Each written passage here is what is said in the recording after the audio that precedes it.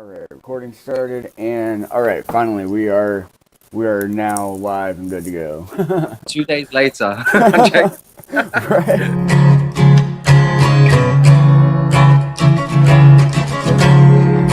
Thank you for coming on today and meeting with me and taking the chance to sit and talk to me. I'm Jake Nutbutt for HJTV here with Marc Zammit from. I hope I'm pronouncing your name right. Marc, yeah, you said it right. Yeah, it's Marc. It's actually some people get it wrong, but it's you said it correctly. It's Marc Zammit. So yeah. All right, from Pandorica, you guys met with Tom Patton last week and played the trailer. And my God, I was actually saying this to Tom. So I actually watched the interview with Tom. And I said that guy, the guys from Jinx, they call you Tom Patton, and it's Peyton, and it's Patton. And he's like, yeah, it's like all day I just kept calling him John Payton, like Tom Payton. How are you, Tom Payton? I just kept calling him Payton. I literally call him it every single day now. I'm like, Mr. Payton, how are you? So it's awesome, mate. So you got my name right. It was like the hardest one, but you got his one wrong. I feel so stupid now. No, don't feel stupid. It's fun. You've created some cool jokes going on. So every day I'm calling him Payton now. That's great. Oh, that is great. All right. So, first question we got is how was it working on Pandorica? The movie looks awesome, and everything. I can't wait to see. I'm gonna pre-order it. I'm gonna put the link here so other people can pre-order it as well. So how was it working on that? Yeah, do you know what? It's a funny one because I've been acting for, oh God, I feel old when I say this, for about 14, 15 years now. And you know, I've worked with some amazing people, worked with incredible actors as well. And I've had like beautiful experiences. But Pandorica was one of my best experiences, to be fair. You know, I've made so many good friends from it as well. Like me and Jade Phoenix, Jade Hobday, she likes to be called. We've literally become best friends. She practically lives with me now, you know, so I've made some amazing friends with her. But working on Pandorica, it's just, I actually miss it now, just being on set. Because it was just such a good vibe and energy from the cast and crew. You know, we had a limited of time to actually do the whole film. So there was a lot of kind of energy, like, quick, let's get this done. But there was positive energy with it. And as an actor playing the role that I did, you know, this character Erez, soon as I saw the script, I was like, I have to play this role. This role is mine. And if anyone's going to get this role, I'm going to make sure that I find it. No, but you know, so it's one of them ones where I knew that I wanted this role. And every single day after the audition, I kept saying to Tom, have I got the role? Tom, have I got the role? Tom, are you giving me the role? Tom, have I got the... And he literally just went, yeah, all right, the role's yours. I was like, good. And then and then when we was working, it's such a big turnover because I don't know if Tom told you, but you know, we was filming, we done that audition in, I think it's August. No, was it August? Yeah, it's around about August we done the audition. Then we had the makeup tests, and then straight away we done the filming. So you know, it's such a quick turnover, and the buzz of it, I just miss it so much, and I can't wait to get back on set. You know, and work with what may be. So yeah, it's pretty awesome. It's pretty sick. Nice. So what got you into acting? It's a funny one actually. I was about 6 years old, and I was so obsessed with watching, like, you know, films every single day. I'd watch The Matrix like every single day, like it was like a religion. I'd be like, I want to be in a film. And then once I saw this, it's weird saying it because it sounds a bit morbid, but I once saw this because I always wanted to be on TV. I was like, I want to be on TV. I want to be an actor. How do I do what they're doing? And I was only young. I was about 6, and there's this guy that must have passed away or died, and it was in the news that young John has died of, you know, blah blah blah blah. And I was like, Mum, do I have to die to get on TV? And she was like, no, you have to become an actor. So my mum was like, you know, she was kind of pushing me in the direction like, no, Mark, you don't have to die to be an actor. You have to, you know, go down these routes and things like that. And then when I was about 12 years old, we moved house. And my mum saw the newspaper, and she said, Mark, there's a drama school called Rose Theatre School. Do you want to go there? And I was, yeah. So the opportunity, I jumped at it, and I was about 12 then. And my family couldn't actually financially afford to keep me at the drama school. So I ended up becoming helping the local milkman Sounds a bit dodgy saying that. I used to help the local milkman deliver the milk, just so I could pay for my own drama school at the age of like, you know, this young age of 14, 15. So I was going to school plus, you know, going to my drama school plus working. I pretty much had like no childhood because I was pretty much sucker for my acting. And since then, it's been a road where it's like one direction. I never look backwards. I'm like, right, this is it. I'm taking this fucking journey, you know. So Yeah. and I have been, Don't worry about cussing. Don't worry about cussing. We can curse on this show. Oh yeah. I took that journey all the way, man. Like, so for cursing anyone that's out there that's offended and all that kind of jazz. But yeah, man. That's why we put it on YouTube. Okay, cool. Yeah. No, but yeah, it's like it's become your life, and like I can kind of relate to that. Recently, I've literally given up pretty much everything to do the show and be promoting and networking with people, and I was after. It's a commitment, man. It's, you know, and Oh, yeah. this is the thing. There's so many stories what you hear about actors, you know, like, and there's one of my favorite sayings that some people maybe on Twitter or Facebook have seen, where one of my quotes that I love is you only see the success and you never see the struggle. Mm-hmm. You know, there's pictures of Ed Sheeran like outside busking before his name was on like the Wembley Stadium. You know, there was, you know, Brad Pitt, who was in a chicken costume before he made it. You know, apparently Robert De Niro, he was riding on a bike with a flat tire all the way to audition before he made it. And the Rocky story about Rocky with the Rocky story with Rocky. Sylvester. Yeah. Sylvester, you know, and you hear all these stories, and you know, I've been there. You know, I've dressed up as a Pringle, like just to make money, and like the Pringle man from like a campaign. I've done a bar job, I've done a waitressing job, I've done every job you can name it. I've grafted my ass off just to kind of financially keep myself there. I've had zero in my bank to like 10 pence where I could just about afford a chocolate bar, you know, and then I've had quite a nice money in my bank where I've gone, whoa, let's go casino, you know. Yeah. This is the thing that actors don't realise, and one thing that I say to actors, you know, a lot of actors always come to me and they go, oh Mark, how do I become an actor? How do I do it? How do I get into it? And it's like, dude, like my story is different to your story. Your journey is different to my journey, you know. Yeah. Roles that I gets me that role in that. So what you get is different. Like if it's not about how do you get into it, it's how much do you want it, man? How much are you hungry? How much are you gonna go? Like, and I always say, don't give up. Be consistent and just give it your all, man. That's all you can do. Like, other than that, there's no how do you get into it. It's just consistency. Don't give up and expand, you know. Yeah. Just like drinking. Drink a lot, then eventually you puke up. And you can drink other ones. And then when you're hungover, you start again, you know. You go back to the Exactly. you like pick yourself back up. You're gonna keep at it. Mama didn't raise a quarter. So, who has been your biggest inspiration in acting? Wow, dude, that's a serious question for an actor, you know. Look at you, like you choose. Do you know? Oh, I just like finding illegal. Like, I'm cigarettes. Yeah, cigarettes.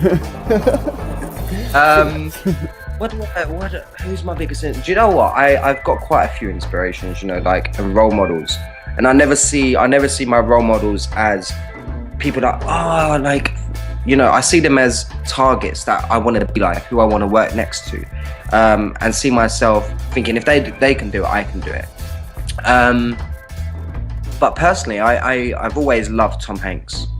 You know, Tom Hanks is one of my biggest inspirations, and if I work with him in one film, it'd be one of my biggest goals that I've achieved. Because Tom Hanks, he's not your typical, you know, Zac Efron or like, you know, Brad Pitt. He hasn't got a six-pack and everything like that, but people love him and they love watching what he does. Exactly. You know, you watch him, you're so engaged in his acting, you know, Forrest Gump, you know, Castaway. You watch him and he's just unreal to a different extent, because he's just and he looks like a dad, you know. He looks like an average guy, and he probably is. Yeah, he is a dad. You know, he's got a family and everything like that, and he's so old-fashioned as well, and he's one of the most down-to-earth actors from what I've heard as well.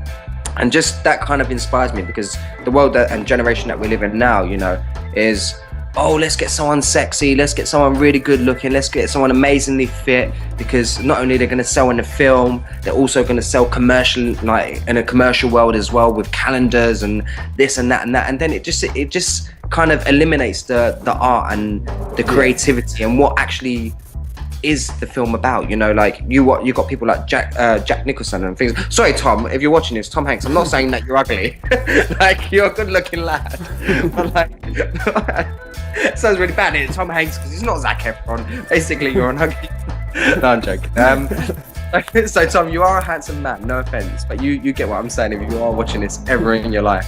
But then, you know, you got Jack Nicholson in like One Flew Over the Cuckoo's Nest, and you watch them and it's just pure raw talent.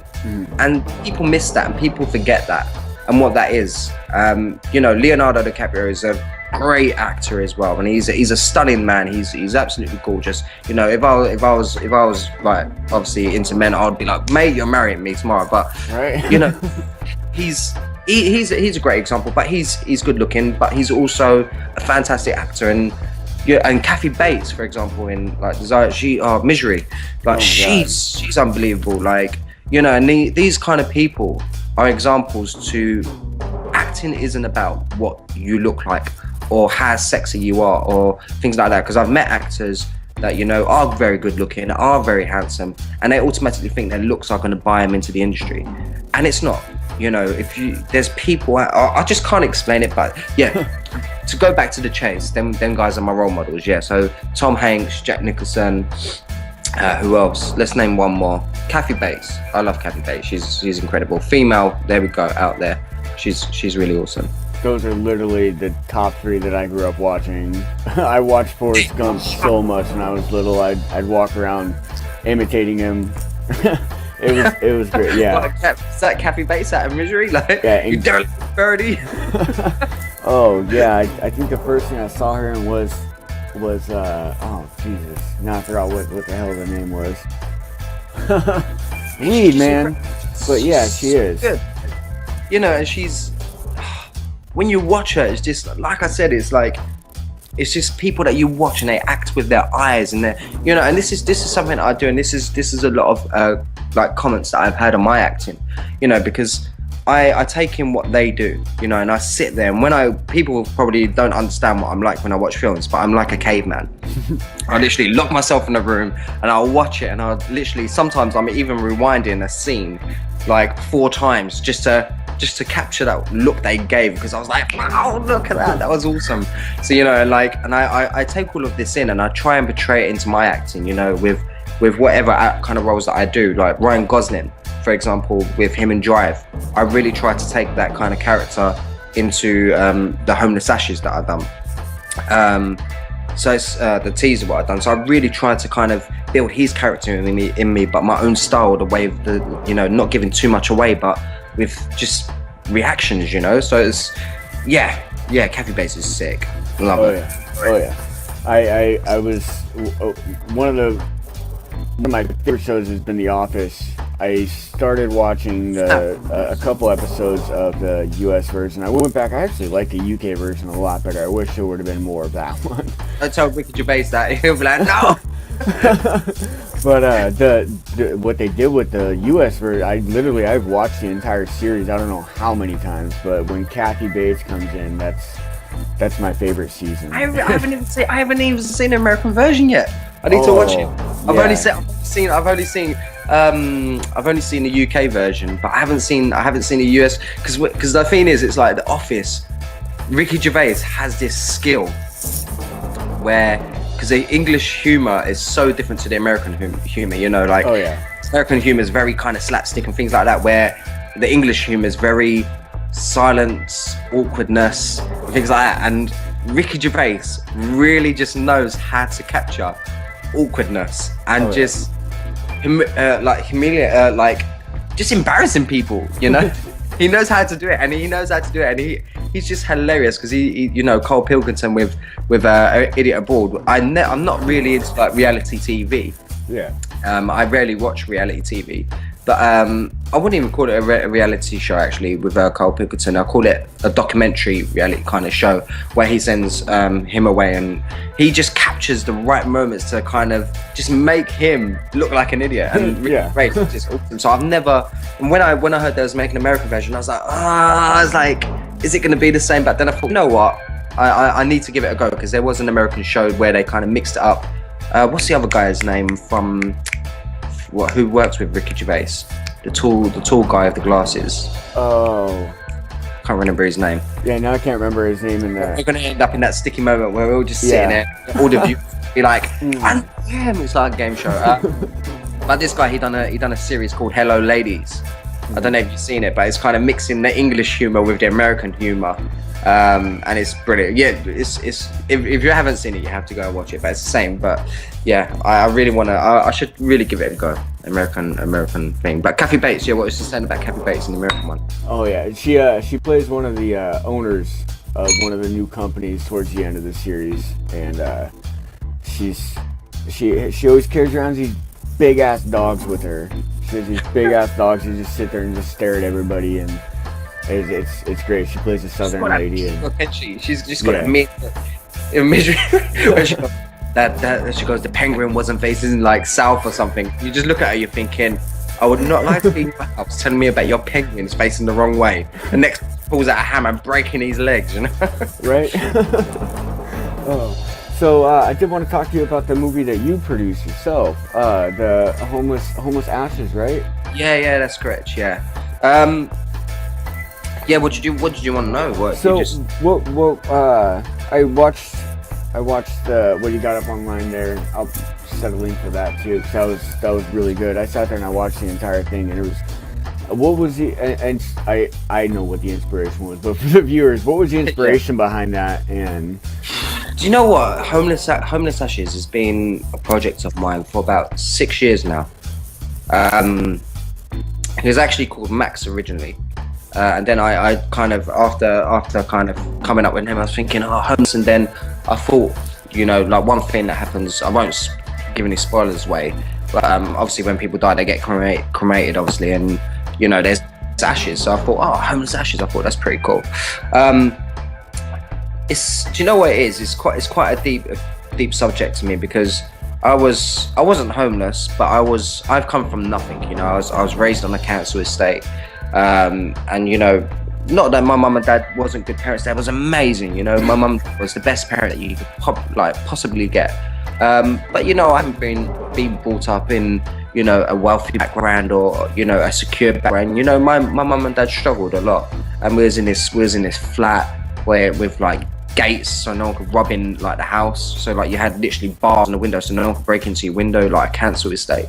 And I shared the same room with my sister, and like it was a tough life, and it's very hard. And I was pretty much like bullied in school for being a tramp, and things like that. And I knew that it's quite touching for me, really. It's quite a deep subject, because I think people didn't know me, and people that don't know me, they don't know my life, they don't know my history, they don't know what I've been through, they don't know who I am and the person that I am, and how far I've come.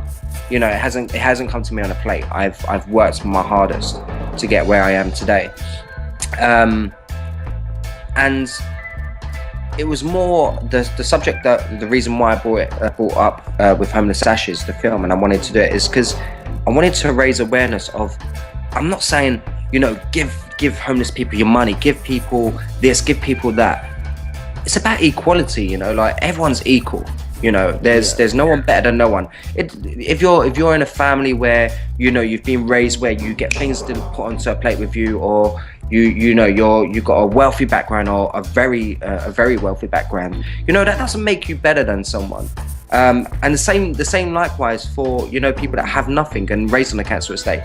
These people don't think there's it's so hard to explain. There's some people out there that, like, obviously if you're from a bad, like a rough background, or you're from a background that you have nothing, it doesn't mean that the people that are successful, or people that are wealthy, look down on you.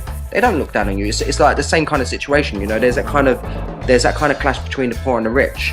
Yeah. And it's more the fact that I wanted to create a film about equality. You know, that person is not a homeless person. That person that you're talking to, and I don't know if you saw it in the teaser with the human being bit where it said human, where he's holding that bit of paper. Yeah. That we're human, you know. Like, you call a dog because it's a dog. You call a pigeon because it's a pigeon. You know, you don't stamp a human being saying, oh, that's a homeless person. Oh, it's a homeless person. What's a homeless person? No, that's a human being that life hasn't had the better of them. You know, life's been bad for them. You know, they're a human being, they're a person. They're not a homeless person. So I really hate that kind of stamp, because people walk past and they go, oh yeah, this homeless person. Oh yeah, that homeless person. And you know, that's what we're known to, and it becomes a normal thing for us. Yeah. To kind of put that stamp on someone. And it kind of, it's one of those things where I want to say, no, just because that man's homeless, it doesn't mean that he didn't have kids. It don't mean that he didn't have a life. It didn't mean that he didn't have a mum or a dad. It don't mean that he had a wife. You know, you don't know this guy's story. Yeah. So what I wanted to do is create a story about a boy called Frankie, who's basically facing domestic violence at home from his father. And he runs away from home at the age of 13. And he becomes homeless because of that. So you don't know the backtrack of that guy's story. You know, who is this guy Frankie? Why is he homeless? Because he was a young kid at the age of 13 and he ran away from home. And I wanted to kind of create that. You know, some people don't choose to be on the streets, homeless, as I would say. Yeah. So I wanted to kind of raise that awareness and bring that to light to people. And it's a deep kind of story for me, because I come from nothing, and that's one thing that I want to kind of inspire people. Go, look, I've come from nothing, and I've done all right for myself. You know, I've kind of, you know, I'm out there. You know. Sorry, it's getting deep now. It's like, let's put that the one. But yeah, it's a deep subject to me. It's yeah. And I'm still looking for funding to make the full feature film. That teaser that I made was to obviously show investors, show maybe production companies, and go, hey guys, look, this is what we're looking to do. And you know, the way that I kind of filmed it, my idea was I didn't want to kind of just have this. You know, if people think homeless, the first thing they're going to think when they watch a film is something gritty, something quite grimy and shabby. And I wanted to kind of go the opposite with that. And, you know, when I was watching Drive, I was like, you know what, I'm going to use this city where he is, you know, this beautiful city that he's in, the beautiful lighting that's in London City, pretty much. And how beautiful London, the city is, because it is a beautiful place. But there's this guy, you know, who doesn't look beautiful, but that makes him stand out when you just focus on him. And then it makes you realize, oh my God, like, I was invisible to this, you know, and that's what I kind of wanted to create. So I hope that had that impact. Oh yeah, I'll definitely be sharing that in the link, or sharing the link in the video. Send a link. Everyone's gonna be like, "Oh my God, Jinx, you didn't warn me. I needed tissues," because everyone said that they've cried after watching that. So, yeah, it was really good. I sat there and I was captivated by the entire. I'm really hoping that the funding does come through and that it does become a feature.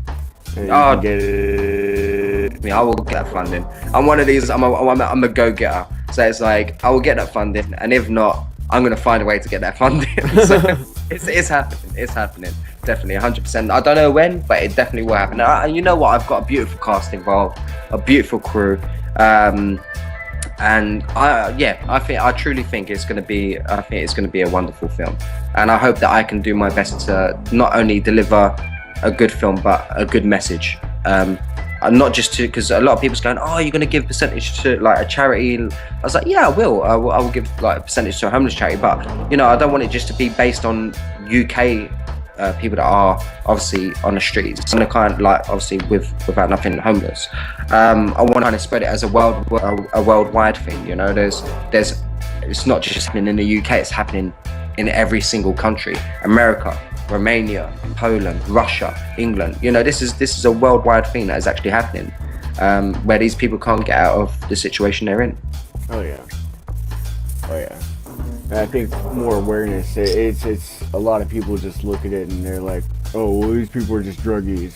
or Yeah. I know around here. People say that, you know, it's like, don't get me wrong, like, yeah, a lot of people that are homeless, yeah, they've got an addiction. You know, they're addicted to drugs, or you know, they're probably buying drinks, they're alcoholics or something like that.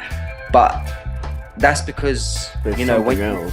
yeah, because you know, they're in a situation where they feel like they've got nothing to lose. If you've got nothing to lose, you're just gonna waste yourself away. And if you've got an addiction, it's like smoking. People could say, yeah, they're druggies, but it's like smoking. Can you give up smoking tomorrow? No, you can't. You know, can you give up eating chocolate tomorrow? No, you can't, because it's an addiction, it's a crave.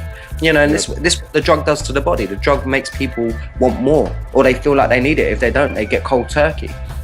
And you know, this, like, yes, they're a druggie, and I always say to people, no, you shouldn't give money to the homeless person, because you are probably encouraging their addiction.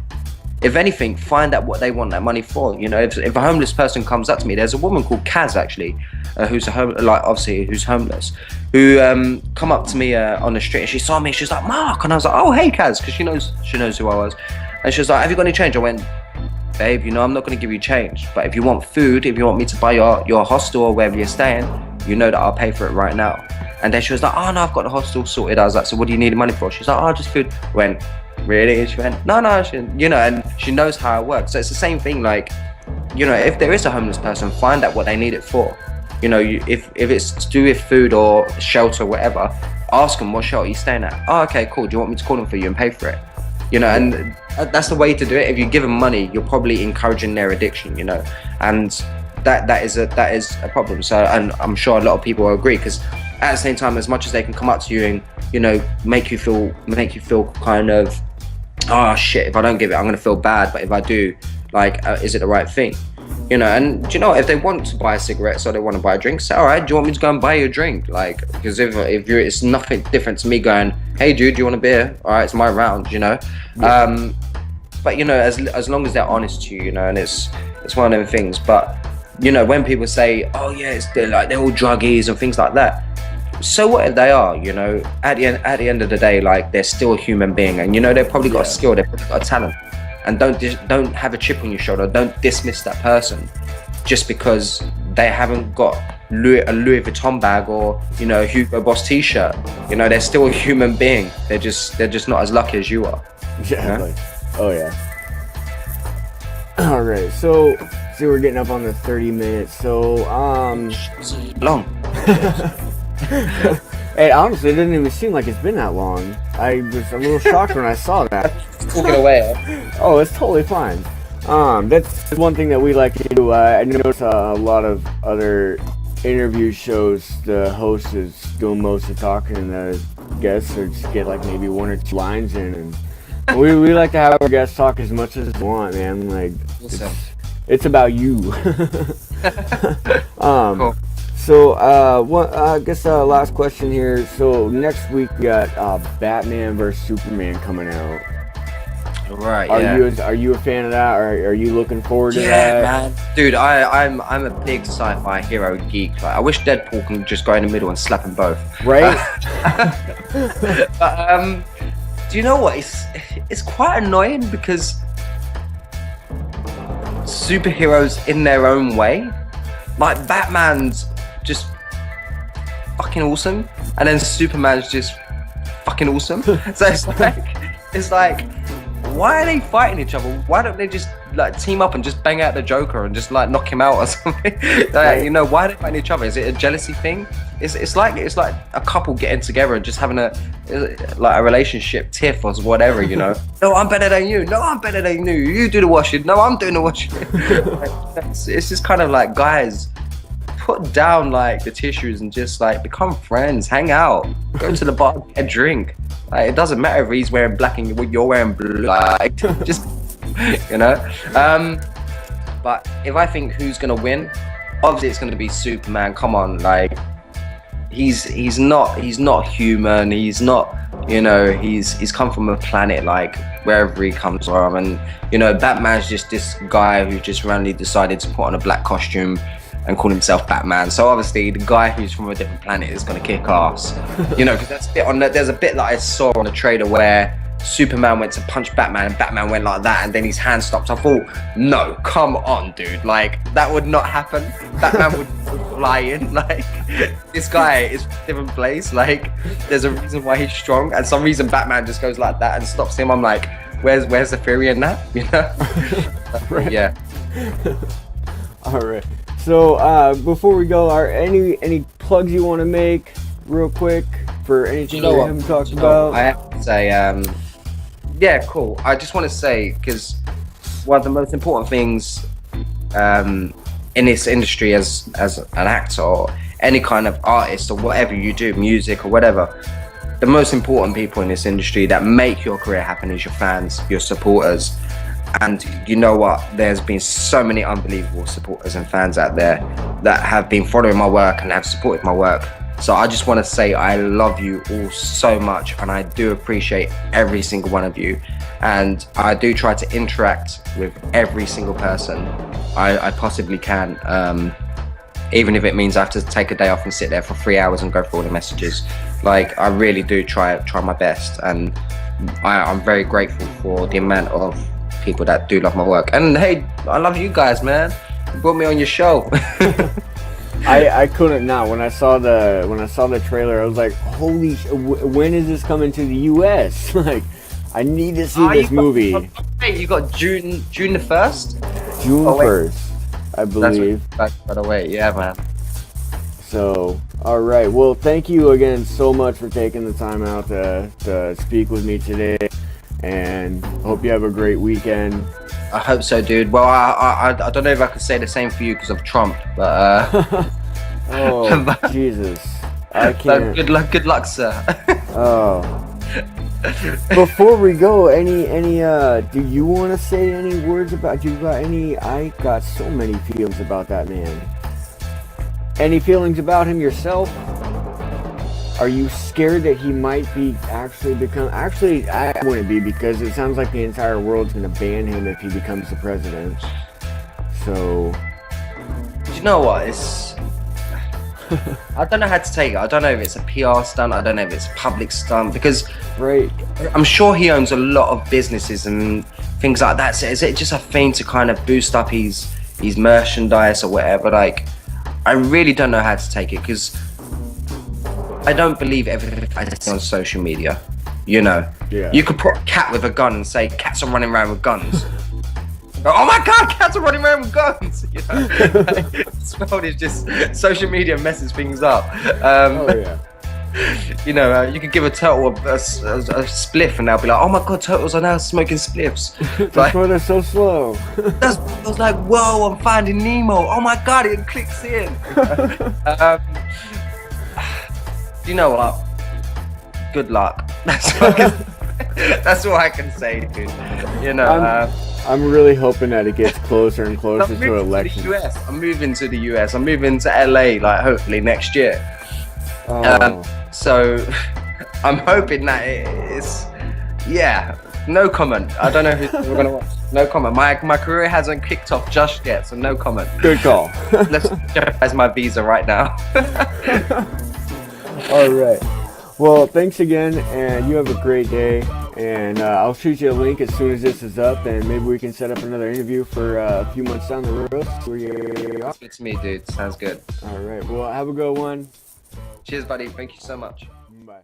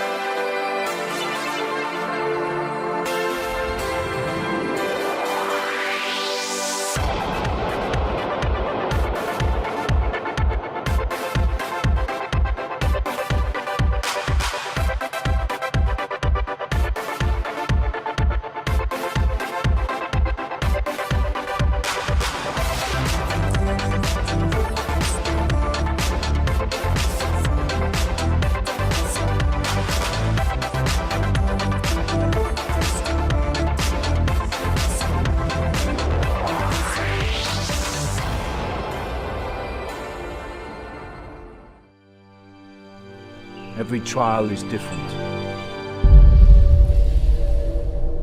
But in the end, one of you will emerge the new leader. You shouldn't even be here. If he chooses Eren. Tough shit.